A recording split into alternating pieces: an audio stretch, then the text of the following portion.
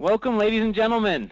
My name is Ross Nelson, and I am the CEO of Reddick Real Estate. I'll be the one giving the presentation tonight on the Reddick Property Rating, and I'm so excited to talk about this. Technology has absolutely revolutionized every industry and has truly changed our lives. Millions of people a year get married from meeting online. We no longer call or wave for a taxi, right? We just use an app on our phones. We don't think twice about booking flights online, researching hotels, vacations. More than half of our retail spending is online. And now, finally, real estate is one of the last industries to begin to get revolutionized by the internet. And the coolest part about that is it's happening right now. It's amazing.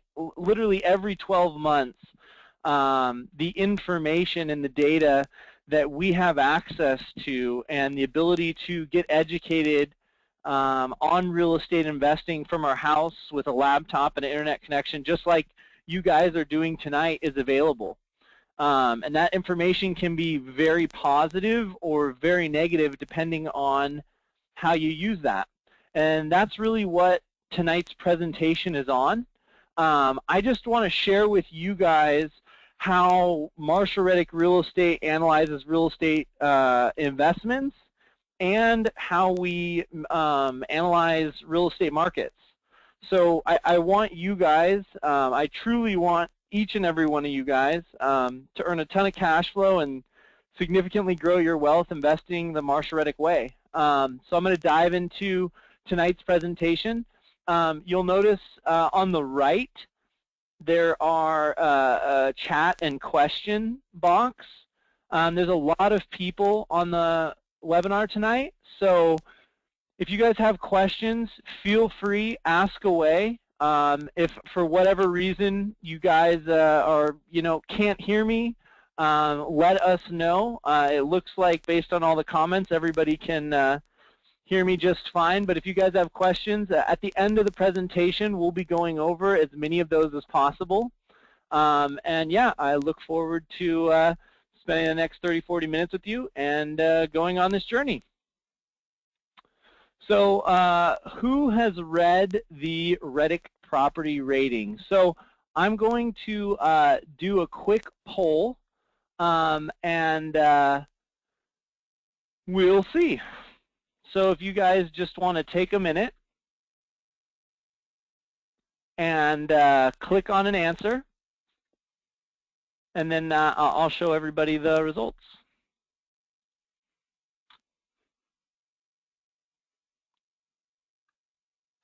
Alrighty, 3, 2, 1. I am going to close it.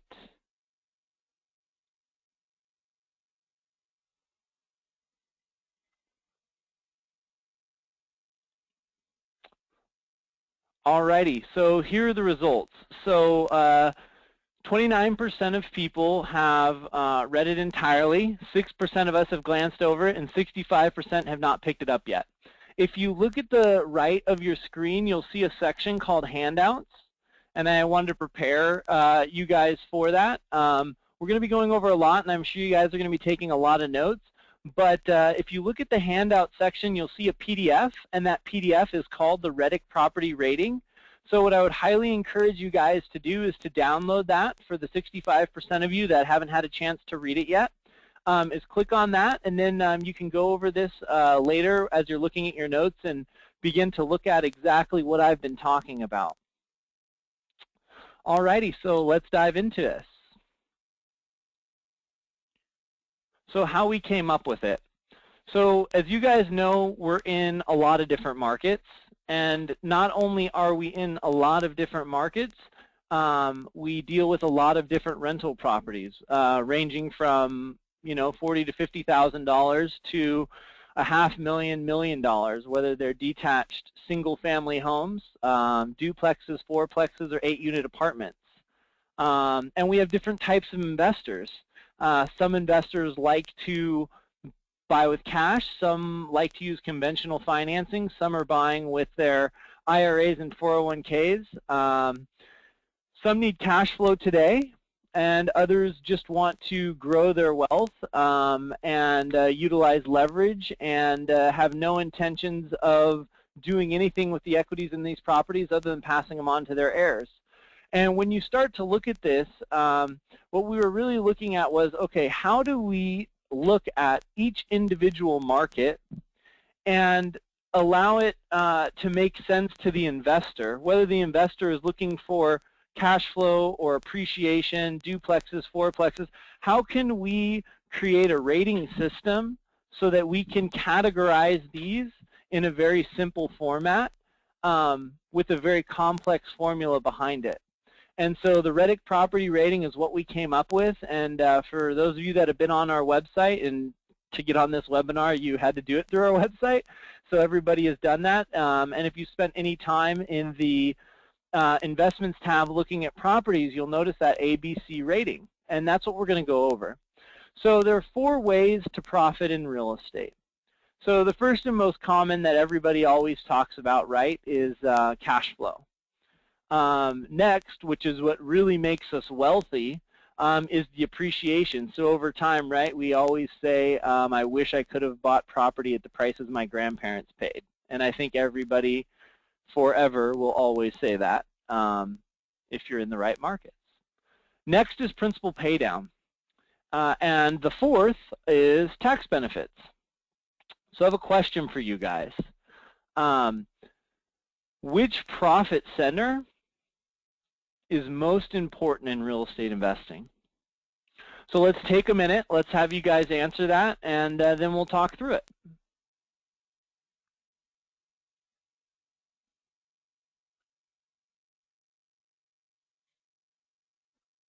All right. I see you guys, some of you changing answers. A couple more seconds. All right, 3, 2, 1. Okay, I'm closing it. And now let's share the results. So 16% of you said appreciation, 36% cash flow, 4% tax benefits, and 44% said there's no one profit center. So I'm going to have to go with the 44% as well.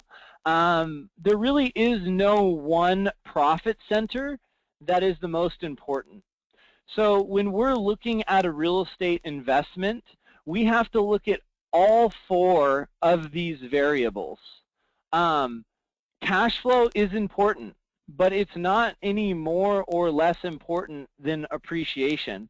Obviously, principal paydown is only going to be a factor that comes into play when you're utilizing leverage and you're taking out a loan.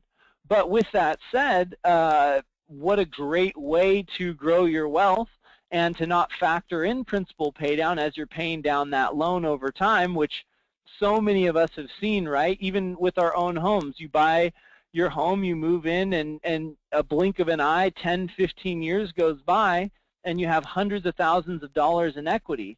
Part of that was from appreciation, but another part of that was from principal paydown. So I would say that those are equally as important. So when we're looking at a real estate investment, we really need to take all 4 of these into consideration.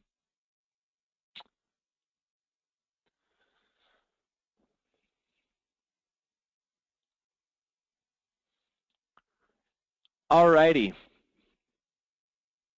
So now let's dive into the 5 property classes.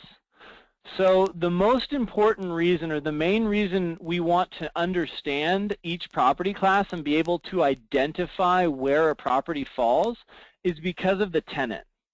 So we have to know our tenants because our tenants are our customers. And actually not just the tenant, but one day we will 1031 or we will sell that property, right? So they're either going to be our customer as a buyer for that property, or they're going to be a customer during the time we own it as a rental. And so when we're looking at that, we have to know the type of individual, the personality, the socioeconomic status, and this is really where they fall. So with luxury, obviously, it's going to be your business owner or your executive. level manager with A class, right? It's going to be our professional, our white-collar worker, primarily college educated. And then B class, we're moving down into a young adult, mid-level manager. C class, you know, hourly employee, blue collar, and D class is going to be your low income, poverty line, Section 8 stuff.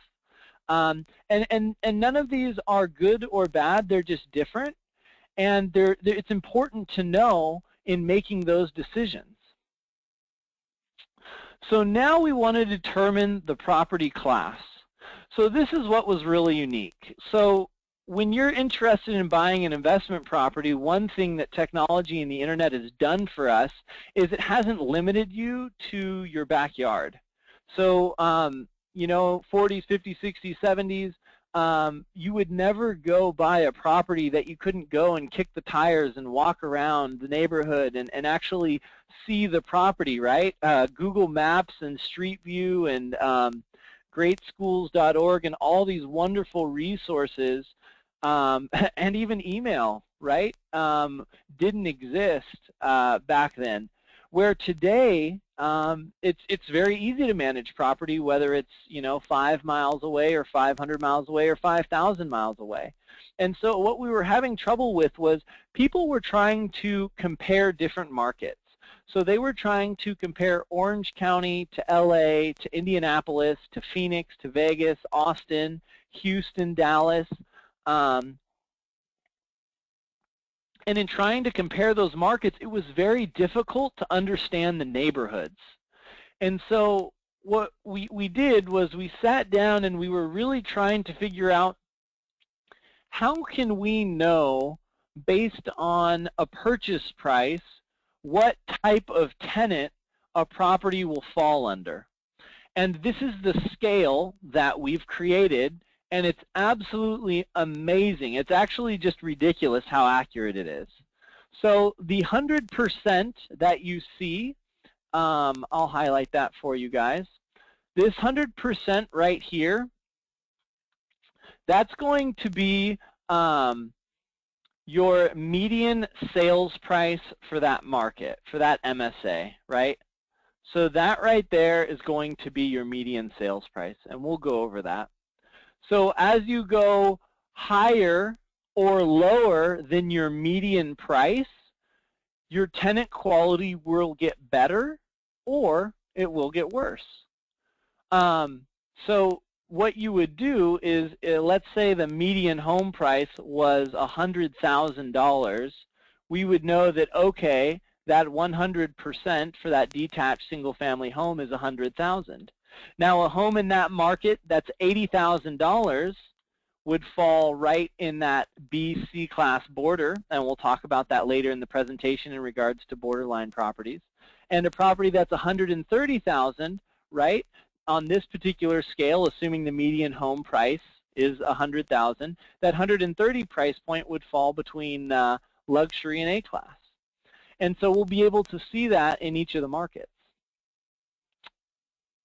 Let me get rid of those drawings. So first we are going to take a look at Orange County. So Orange County, you know, when we're looking at our appreciation rates, we are looking at the last 25 years, and we get all of our data from National Association of Realtors. So this is the trend line is in the red. It's kind of what real estate has been doing for the last 25 years in the Orange County market. But then the blue line is what it actually did each year. So now we're going to look at where each of those years the median home price sat.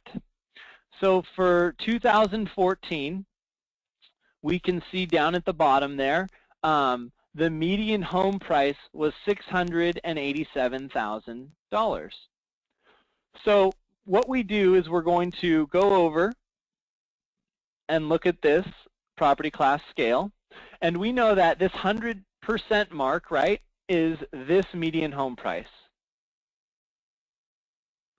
So what we can do is we can now see that where a property is placed in that market, where it will fall in the property's classification. So let's look at another market. So here's Cape Coral Fort Myers market. So the blue line is what it actually did each year, right? So 90 to 91, the market appreciated 3%. 91 to 92, 0%. 92 to 93, 8%. So this time we see that the median home price for 2014 for this particular market is $188,000, which sits right here. So what does that tell us? Well, let's go back and compare the Fort Myers market to Orange County. So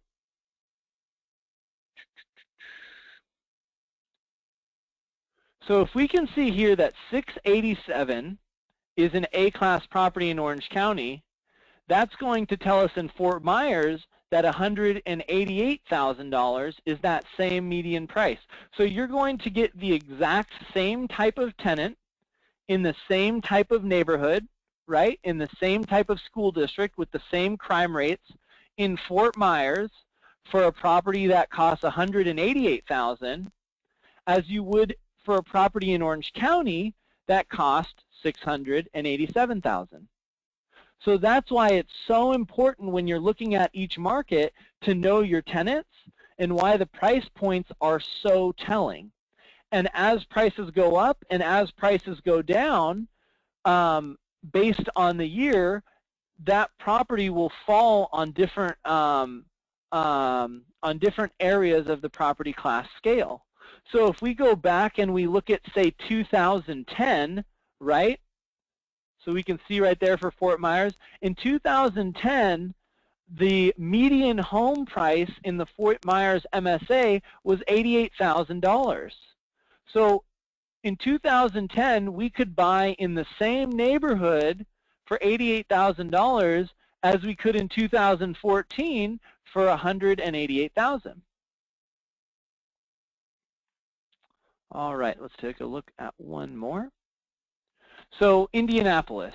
So in this trend line, we can see that Indianapolis is a lot more of a steady eddy, right? So with Orange County and Fort Myers, we saw huge swings in the market. When, 2004, 2005, it was going gangbusters, and 2009, 2010, it was plummeting. Indianapolis was just slowly moving along. And neither market is better or worse, they're just different, and you have to figure out your investment criteria and figure out which market makes the most sense for you. So with Indianapolis, the median home price for 2014 was $144,000. So for Fort Myers, where it was $188,000, and for Orange County, where it was $687,000, in Indianapolis, you can get the same school districts, right, with the same type of tenant, the same neighborhoods for $144,000.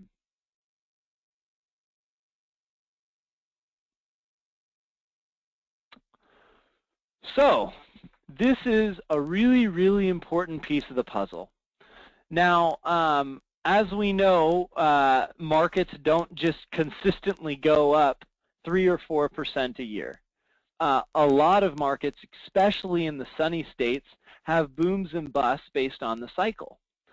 So what this cap does for us when we're looking at our appreciation is that it says that an A-class property, even if the market is appreciating 10 or 15 or 20% that year, if an A-class property exceeds 5%, on the Marshall Reddick website for our investments, we actually cap the appreciation. And one of the main reasons for that is we're big believers in buy and hold investing.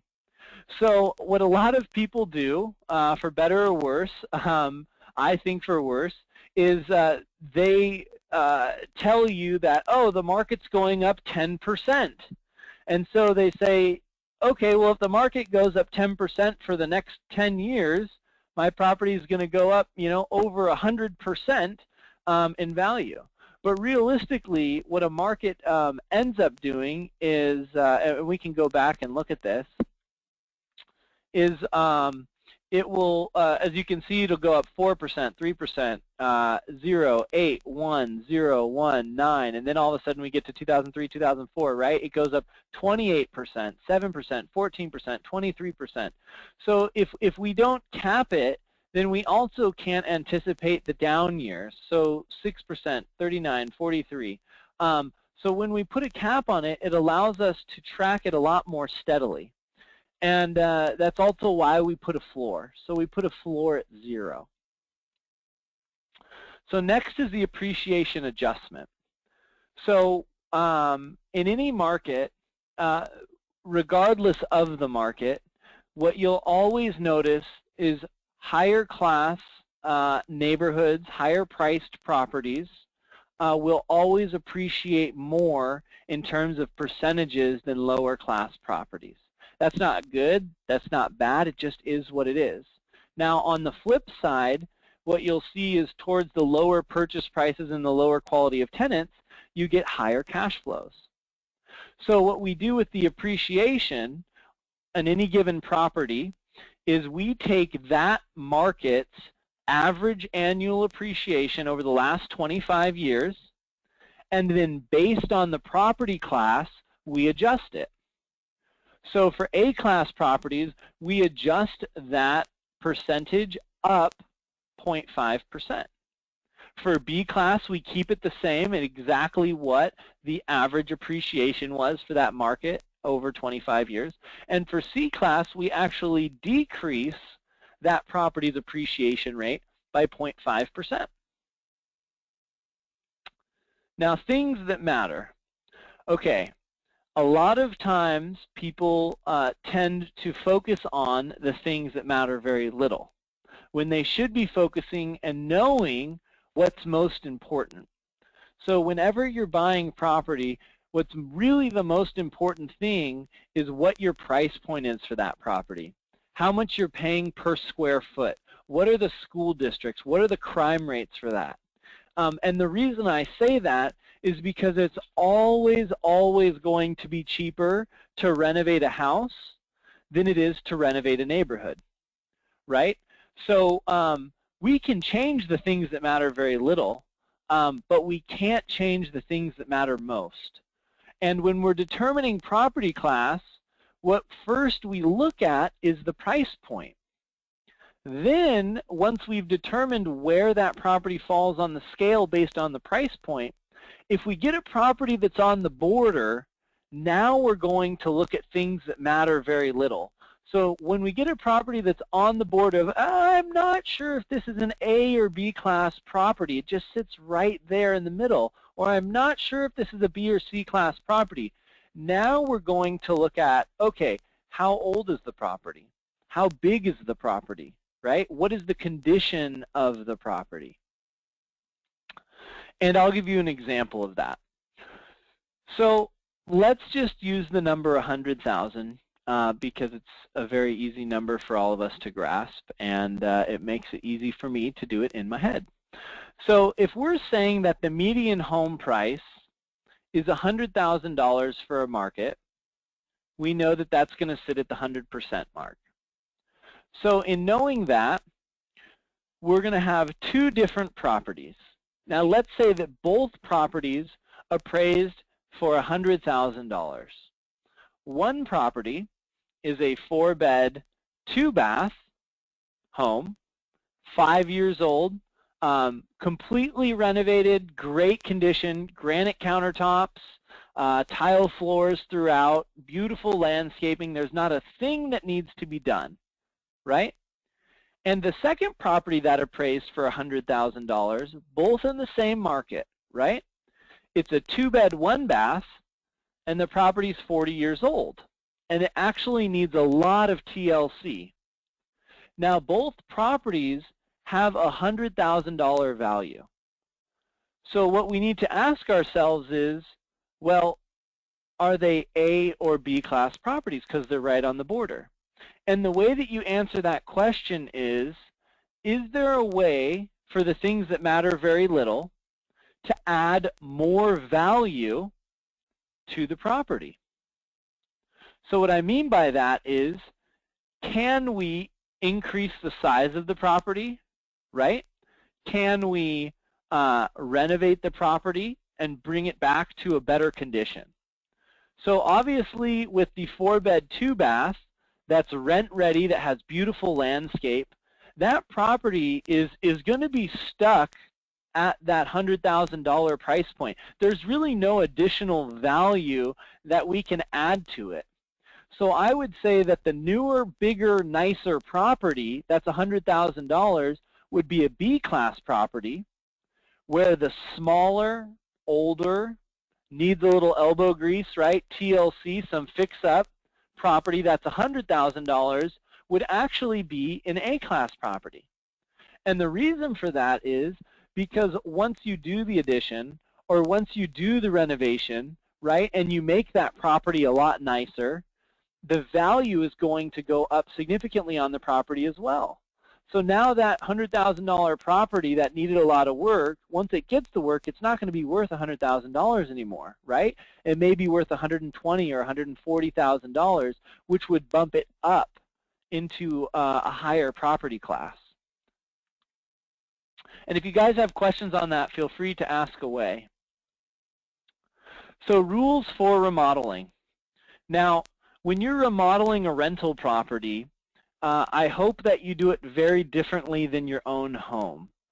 So a lot of times people have no problem at all renovating their home far beyond what their neighborhood may be able to sustain, because it's their home and they're living in it and it's for them and they're there to enjoy it, so they don't think twice about it. But when we're renovating rental property, we really need to make sure that the dollars we put into the property, we're going to get out. And I'm not just saying dollar for dollar, right? If I do a $10,000 or a $20,000 renovation, I don't want the property to go up $10,000.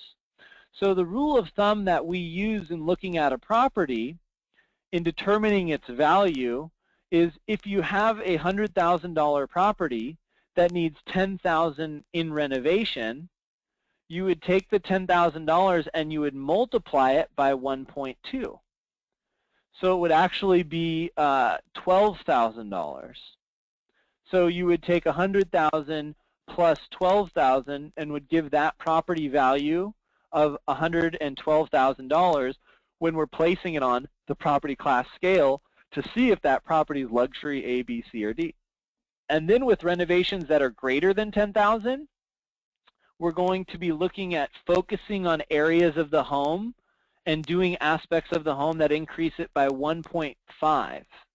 So if we were to spend, say, $20,000 on a renovation for a home, we would want that to increase the home's value by $30,000. Otherwise, you have to ask yourself, well, why am I doing that renovation? Does it really need to be done? All right, so this is something that is so important that so many people overlook, and it's actually frustrating because a lot of competitors or a lot of realtors, for whatever reason, I think it's ethics personally, they don't include maintenance or vacancy when they're calculating a property's cash flow, which is so deceiving, because we all know, properties are going to go vacant. You're going to have to fix them up. I know that there, I saw, I was looking at the attendee list prior to the webinar tonight, and we have a lot of past investors that have bought quite a few properties with us, and we also have some new people as well. And I don't know if the new people on the webinar tonight own rental property, but if you don't own rental property, it's okay to have maintenance. It's okay to have vacancy. You just have to factor it in. And so depending on the property class, nicer properties tend to have less maintenance and vacancy. So with the Reddick Property Rating, the way that we factor it in is that when you're looking at 1 to 4 units for an A-class property, we factor in 8% maintenance and 8% vacancy. And when you're buying a B-class property, we factor in 10% maintenance and 10% vacancy. And that percentage is based on the gross rent. So if the property rents for $1,000 a month and we'll say it's a B-class property, we're going to take 10% of that, right, which is $100, and we're going to allocate that in our bank account, right? We're going to set that money aside mentally, and we're going to say, okay, $100 a month we're going to set aside for maintenance, and $100 a month we're going to set aside for vacancy. So that when a vacancy occurs, you've been in your mind and in your bank account been setting aside that profit from your rents for that day. Oh, so I did it right here for you. So here's an example for vacancy. So with vacancy, when we factor in for an A-class property 8% in vacancy, we're factoring that in as not an expense, but as days that we're not collecting rent. So if you take 365 days in a year, which all of us hopefully have the same number of days in a year, and we take 8% of that, that's going to be 29.2 days, so basically 30 days. So with an A-class property, we're saying, okay, this property is not going to have a tenant in it 1 month every single year. Now, some of my properties, I've had tenants in them for 5 years, which is awesome. And other properties that I've owned, I've had, 45, 60, 70-day vacancies. So what ends up happening is over the life of the property, you're obviously not going to have 1 month a year vacancy. But when you look at it over a 10-year period of owning your rental properties, you'll begin to see that trend. And actually, my own rental properties is where I got a lot of this information, is just looking at how my personal real estate portfolio has performed and how Scott and Pat and all the other employees at Marshall Reddick and talking to a lot of our investors is, what has your portfolio been doing? And after analyzing all of those different properties and all of those portfolios in tons of different markets across the country, we've came up with these numbers, and it's just amazing how accurate they are. And it's really cool to see. So here's the exception. There's always an exception to everything, right? So with new construction, it's not fair to compare it to a property that may be 20 or 30 years old, right? Because new construction, we are not going to have problems with the roof or HVAC, water heater, stove, all that fun stuff for a while. So what we do with new construction property in regards to maintenance is we lower the percentage. So what we do is we provide 5% for A-class, 6% for B-class, and 7% for C-class. Now, after 6 years, so after the first 6 years, we then go and raise those maintenance allocations back up to our standard maintenance. So we raise it back up to the 8, 10, and 13% after the 6-year mark, where the first 6 years of a property, for A-class we allocate 5, B 6, C 7. So this is kind of how that looks. So if a property is renting for $1,250 a month and it's an A-class property, it would have 5% allocated towards maintenance. So every month we'd be setting aside $62.50, $62.50. Now obviously when we need to fix something, it's not going to be $62. It'll probably be a couple $100. But we're also not going to have an expense every single month. So the $62 adds up really quick. So when those $200 or $300 expenses come along, it's not that big of a deal. So we are going to go to our next polling question. Alrighty, so have you used the financial calculator on the property page?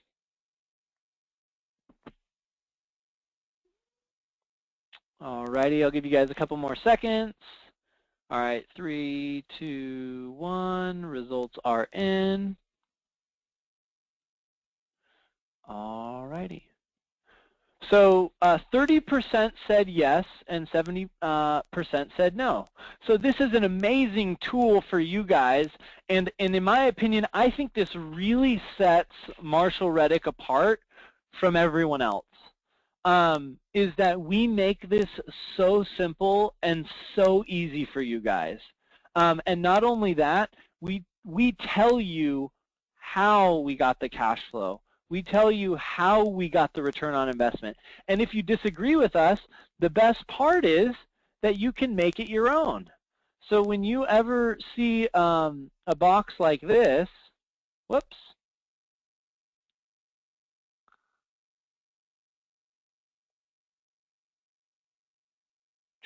sorry, one second, it's loading. So when you see a box like this on the financial calculator, that's an input field. So if you're not putting 25% down, then change it, right? If you're not buying with financing, if you're going to buy with cash, then click on cash and it will change the numbers for you. If you're going to be using private financing, which is unbelievable. So on every single property you see on our website, we offer private financing. So the qualification for private financing is a down payment, and that's it. So if you have over 10 finance loans, or if you're a business owner or an entrepreneur and you either don't report a lot of your income, or your income is very fickle, where one year you could make $300,000 and the next year you could make $50,000, and you can't qualify for conventional financing. If you ever see a property on our website that you like, it's 40% down, and our rates are very competitive. So our rates are between 7% and 8.5%, and we do 15-year fixed, 30-year fixed, and we do a 30-year amortized with a 10-year term. So the other thing is we have this beautiful button right here. So what you guys can do with that is, if you click that, it'll make it show you the numbers annually. And then lastly, if you ever don't understand something, so if you're looking at this property and you say, okay, we're getting a lot of highlighter on here. I'm going to erase some of that, and we're going to start from square one again. So if you're looking at this and you say, okay, this property costs $179,000, so the investment capital that I need is $50,000, how the heck did they come up with that? I don't quite understand that. All you have to do is click on this beautiful little function symbol right here, and there'll be a drop-down that comes down, and it will tell you exactly how we came up with those numbers. Then you'll be a real estate expert. All righty. So where Marsh Reddick invests? So we've identified that there are 5 property classes, right? There are luxury, A, B, C, and D. Now we only invest or recommend, I personally only invest in this, but not only do I only invest in this, I recommend that our Marsh Reddick investors only invest in A, B, and C class properties as well. If you want to buy a luxury property, although I don't recommend it, we'd be happy to find you a luxury property, and we'd be happy to help you out in purchasing it. If you want a D class property, again, we wouldn't recommend it. We'd be happy to help you buy one, but we wouldn't manage it for you. It just is not profitable, and our property managers, it's dangerous is what it comes down to. They're just not good areas, and they're in rougher parts of town when you're getting into that D-class price point, and we just don't want anything to do with it. So we'll sell it for you, but we're not going to manage it for you. So what I'm going to really recommend that you guys do is you stay within that A, B, and C class property. And if you're looking at other property that isn't on our website and you want us to classify it for you and you want us to work with you in helping you purchase it and renovate it and manage it, we're more than happy to do that. So our website is really just to show you guys what's available out there, and we're constantly looking through thousands of properties a week to find those hand-selected properties that show up on our website. But I also know that there are a lot of properties out there, and although that I think we have amazing deals on our website, I'm not saying that's the only place to get a good deal in regards to a real estate investment. So this is a very simplified way to really understand what each property class provides you. So we can see here, as we lean more towards luxury properties, we're going to be getting more appreciation, higher purchase prices, and higher tenant qualities. where when we start leaning towards the D class, we get higher cash flow, which is wonderful, but we get also lower purchase prices and lower tenant quality. So when we stay within that A, B, and C class, we get a great combination of both of those. And so what you just need to figure out is, do you want to lean more towards B or C class properties and have higher cash flow? Or do you want to lean more towards A class properties and have less cash flow but more appreciation? Actually, it's time for another question. So what I'm curious about is, we've talked a lot about different property classes and what each property class provides you. So what I'm curious about is, which property class do you guys feel fits your investment needs? So we'll take a couple seconds here. All right, 3, 2, 1. And then I'll share the results. All right, so 19% feel that A class property is best for them. 62% said B class, and 19% said C class. And I love that. I love that there is a huge variation, and that everybody has such different needs. I would have been astonished if everybody picked the same property class. It just wouldn't have been realistic, because everybody is trying to accomplish different things with their investments, whether they are trying to retire in the next 5 years, or they want their wife to be a stay-at-home wife, or their kids going to college in 21 years from now, or 18 years, I would hope, actually. I actually just had my first son 2 weeks ago, so I'm hoping he goes to college in 18 years rather than 21 years, or I know he'll go to college. He doesn't have a choice. But one of the things that I may be looking at is, okay, when I'm buying property today, where am I going to get my biggest pop over the next 18 years, so that I can, you know, stroke, who knows how much college is probably going to cost $100,000 a year in 18 years from now. But so that's something that's really important to me in looking at investing.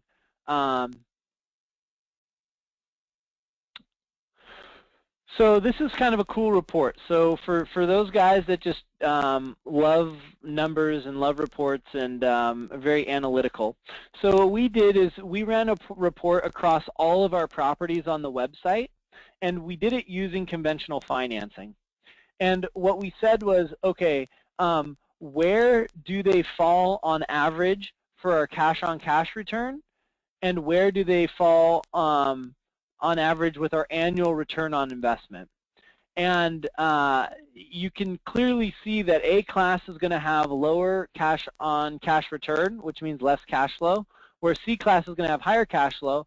But over the 15-year period of owning the property, we'll begin to see, even though an A class property has less cash flow, it'll have a higher return on investment, where C class property will have a slightly lower return on investment. And then we also took the median as well, so that just to see if the results would differ, and again, the results were the same. So that's it's pretty cool to run the numbers and reaffirm that your investment practices and the way that you invest, you know, is correct. So what property class is best for you? We have real estate advisors, which I know a number of you are working with, and I highly recommend for those that are newer to the network that you get to know us. You call us, you email us, build relationships with us.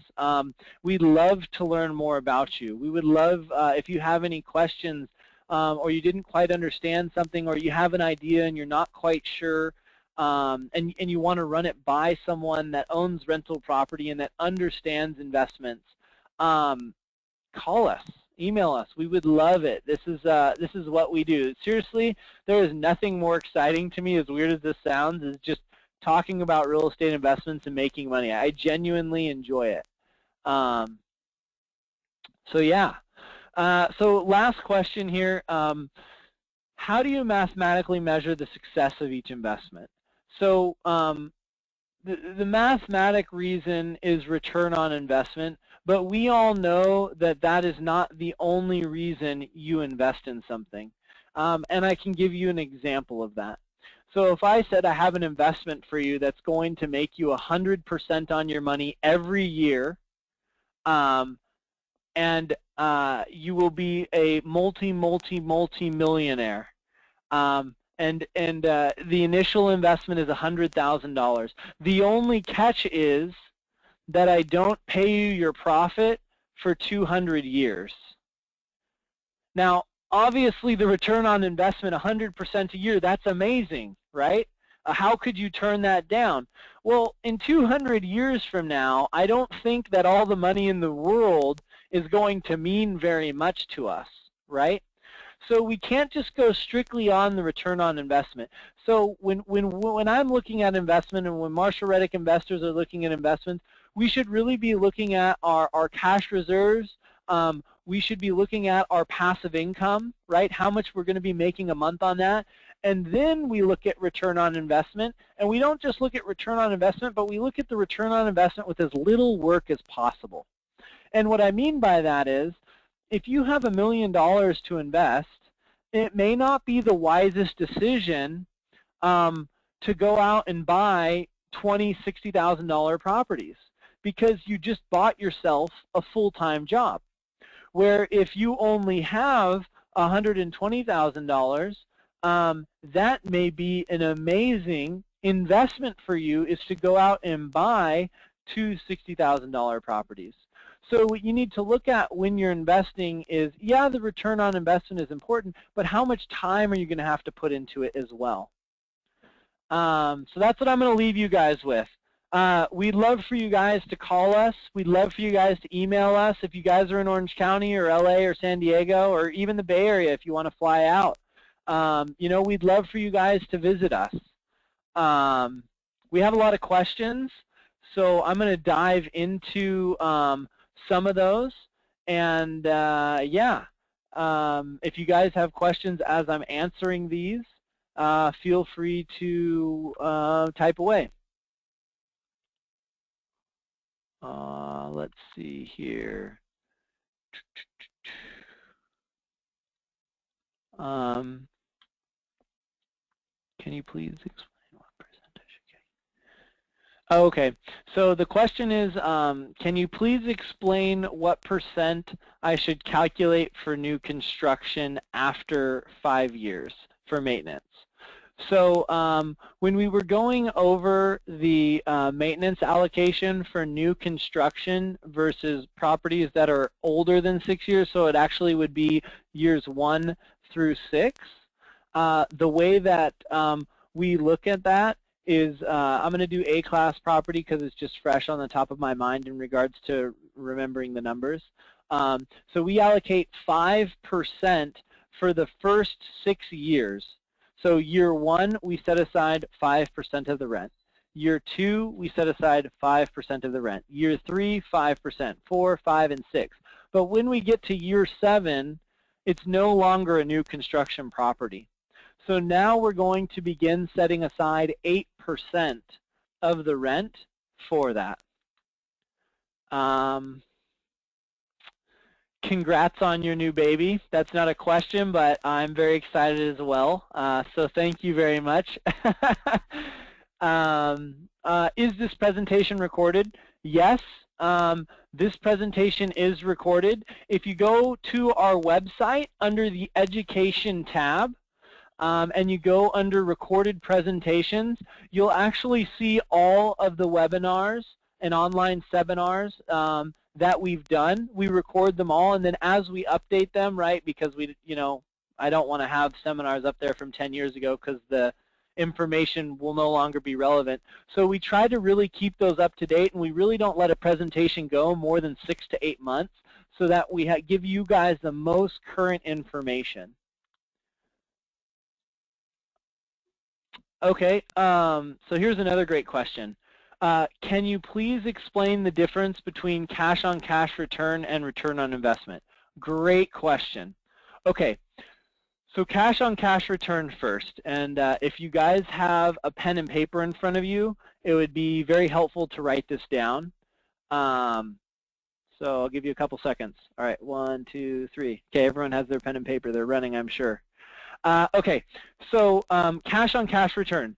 So what we're going to do is we're going to figure out how much profit we make at the end of the year. So we're going to take our gross rent and we're going to minus it by all of our expenses. So let's say that the property rents for, I don't know, $1,000 a month.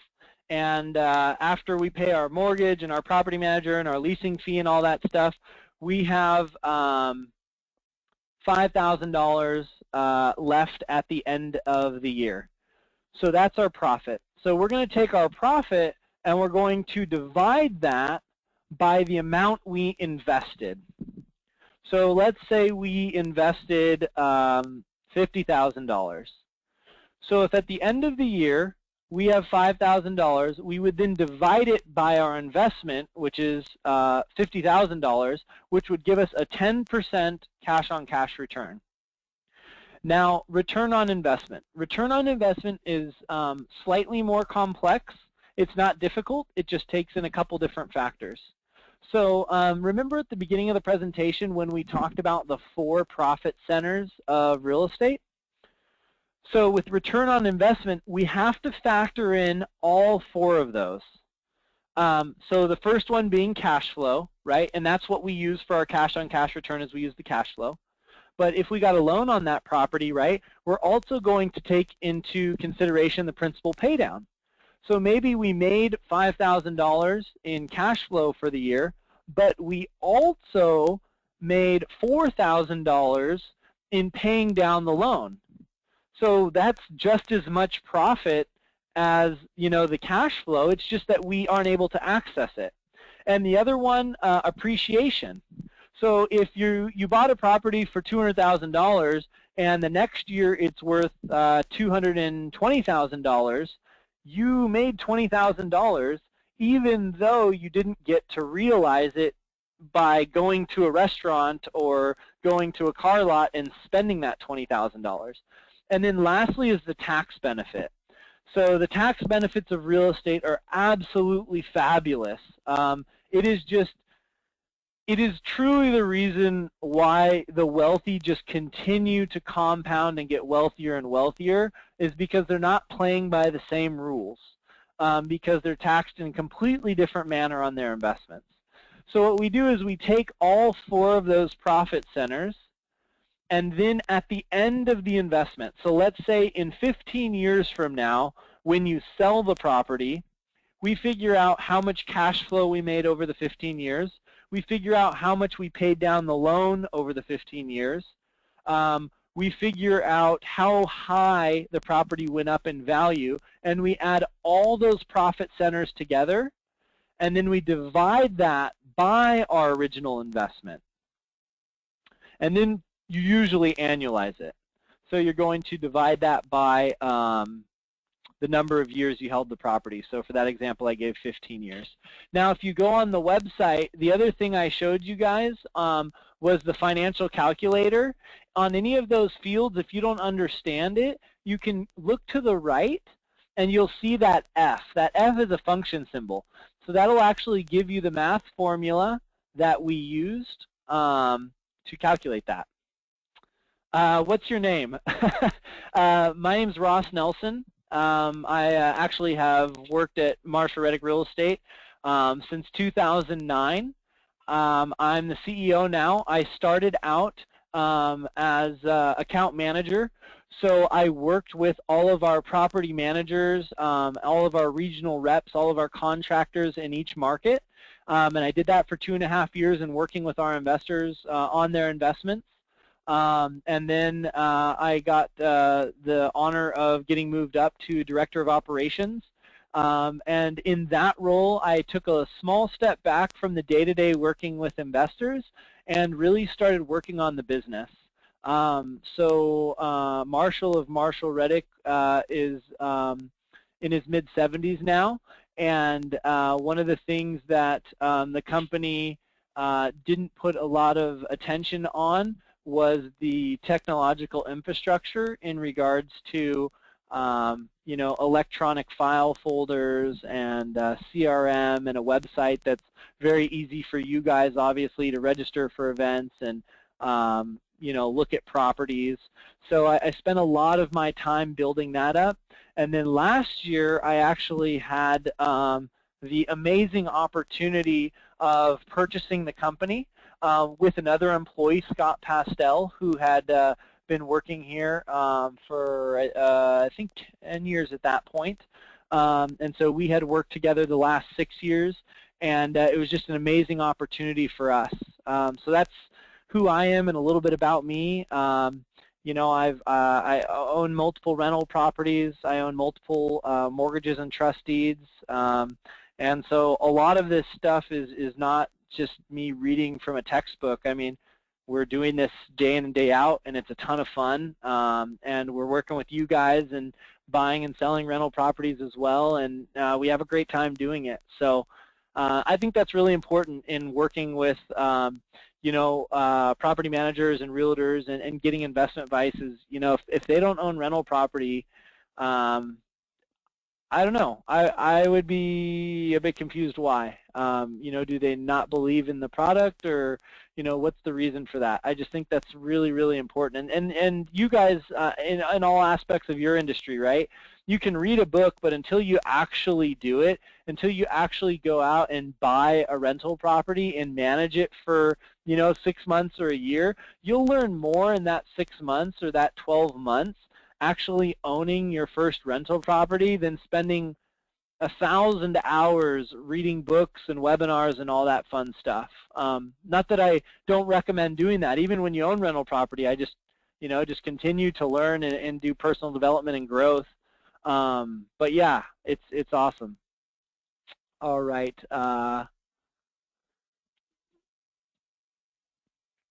So I'll do one more question, and then we'll call it a night. There's a lot of other questions. There's a lot of great questions.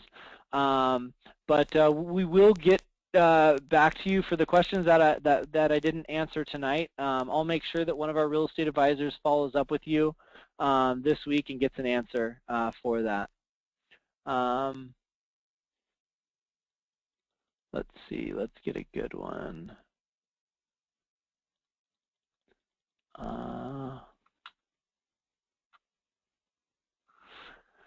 Okay, I like this one. What markets are good for cash flow, and what markets are good for appreciation? That's a great question, and we could talk about that for an hour. But I'm just gonna glance, you know, over it and provide you a little bit on it, and I'd love to talk to you guys more about it in detail. So what we have found is that sunny states tend to be markets that experience high amounts of appreciation, where your Midwest states don't experience that level of appreciation, and they experience a lot more cash flow. Now, with that said, we have market reports on every market we're in. So we can actually show you all of our market trends that we track. So you can see what markets have actually done and where they're at right now today. And then you can make that decision based off of, okay, you know, with this particular market over the last 25 years, it's averaged, you know, 5.5% appreciation. Does this make sense for me? Or you'll look at another market and you'll see it has 1.5% annual appreciation. And that's not good, that's not bad, those are just the facts. So then once you know what it's done the last 25 years, what you'll want to look at is, what is the economic environment like today, right? What are what is the demographics of the population, right? Is employment increasing or is employment decreasing? Are jobs being created? Are companies moving there, or are companies moving away? And Texas is a great example of that, and Detroit's another great example. I see no hope for Detroit personally, which is why we're not there. Where when I look at Texas, I mean, it is unbelievable. I mean, every time I read the news, it's, Toyota is moving their factory, and HP's building their factory, and Apple's moving there, and all these California companies are just running away to markets like San Antonio and Austin and Houston. I mean, it's unbelievable. So when you start looking at those demographics and you're seeing that even though population continues to increase, the unemployment rate is just staying so low, which is very positive, you begin to see, okay, that's creating a ton of demand, right, which is going to be pushing up real estate purchase prices. So I can begin to see, okay, that's a market that's really going to be appreciating over the next 5 or 10 years. Where you look at a market like Detroit, and it's just incredibly depressed, and you're not seeing an increase in population, you're not seeing an increase in job growth, you're not seeing unemployment decreasing. And so, you're going to look at that market and be like, wow, that's really not a market that I see, a large potential for future appreciation. Where, the example I showed tonight, Indianapolis is a steady Eddie. I mean, it goes up 2 to 4% every year. I think its biggest downturn was like 3% in a year, or 4%. It really doesn't drop, but it also doesn't explode. It doesn't have that 10, 15, 20% a year appreciation. And some investors absolutely love that aspect of it because it just provides great cash flow month after month, and they know that every single year that property is going to tick up another, 2 to 4%, 2 to 4%. So yeah, I could go on about this all night. I appreciate everyone on the call. I look forward to getting to know you guys. I hope you enjoyed it. Leave us reviews. We love reviews, whether it's on Yelp or Bigger Pockets or Google reviews or wherever you enjoy social media, Facebook, Twitter. Connect with us. So have a wonderful night, and look forward to getting to know you guys.